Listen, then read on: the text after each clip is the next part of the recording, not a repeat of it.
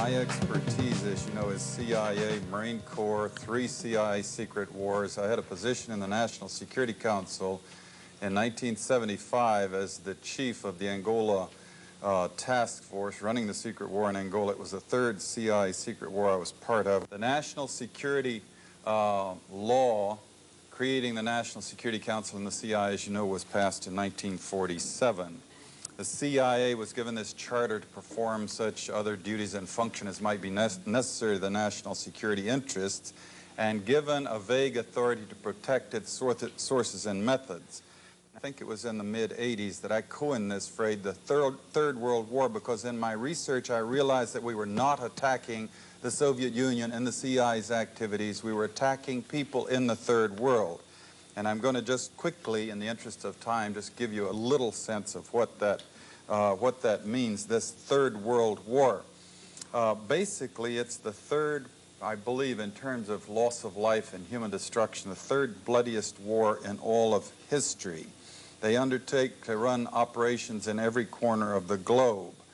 They also undertook the license of operating just totally above and beyond U.S. laws. They had a license, if you will, to kill, but also they took that to a license to smuggle drugs, a license to do all kinds of things to other people in other societies in violation of international law, our law, and every principle of nations working together for a healthier and more peaceful world. Meanwhile, again, they battled to convert the U.S. legal system in such a way that it would give them control of our society.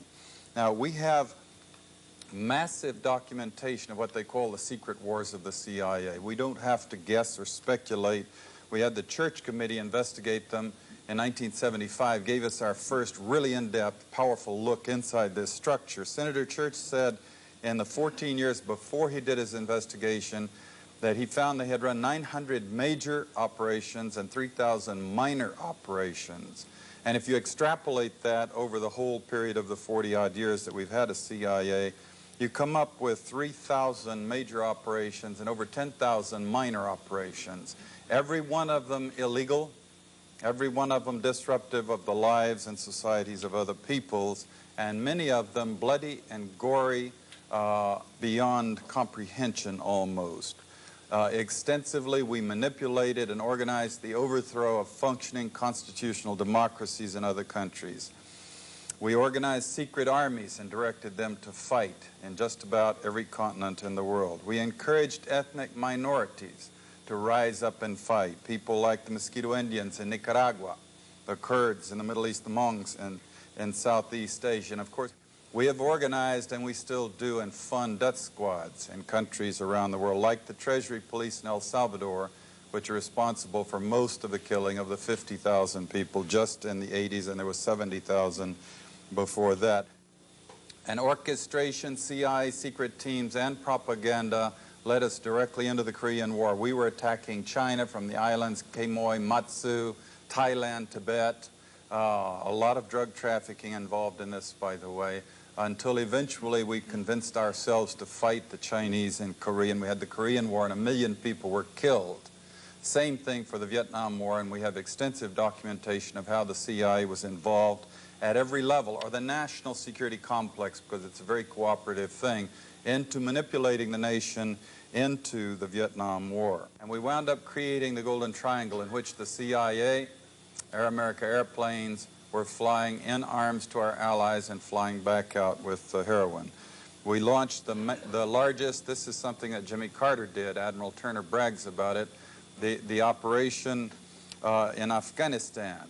Biggest single operation, I'm told, in the history of the CIA's secret wars. And sure enough, very quickly we produced the Golden Crescent, which is still the largest source of heroin perhaps in the world today.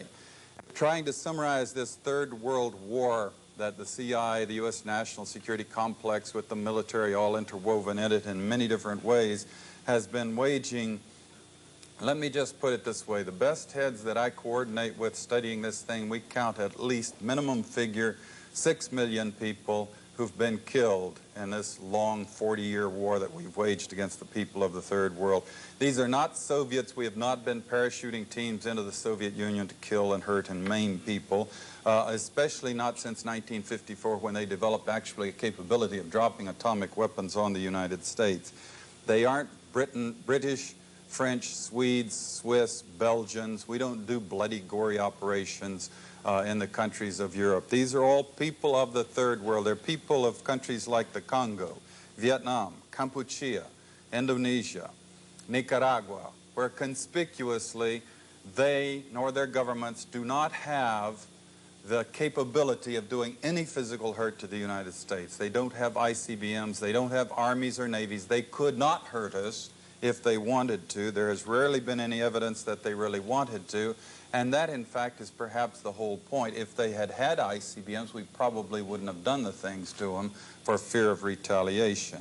Cheap shots, if you will, killing people of other countries of the world who cannot defend themselves under the guise of secrecy and under the rubric of national security.